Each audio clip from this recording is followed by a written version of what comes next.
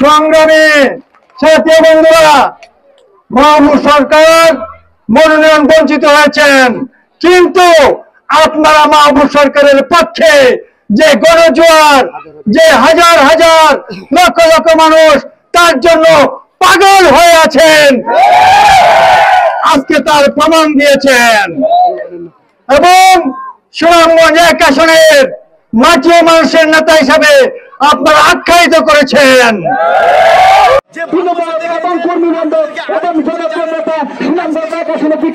হতে পারে না। আমরা বলতে চাই, হাইকমান্ডের কাছে আমরা আমাদের তৃণমূলের নেতা মাহবুব রহমান সরকারকে একটি সুযোগ দিয়ে দেখেন।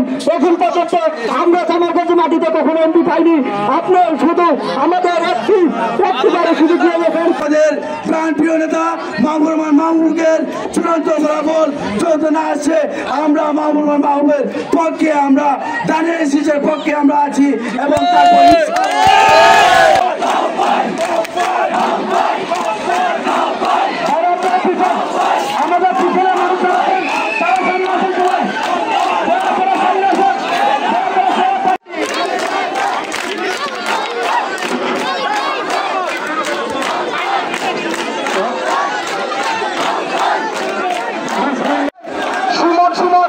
আমাদের কুকরাবুচি সুমন কোথায়?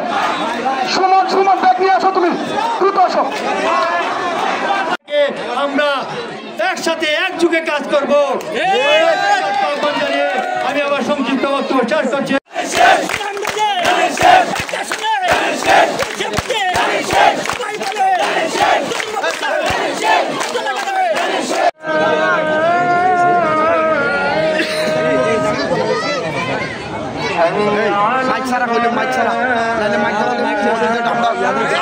আমাদের সাথী এলাকার কিছু সন্তান সাথী এলাকার কাটাবাড়ি থেকে হাতিয়াটি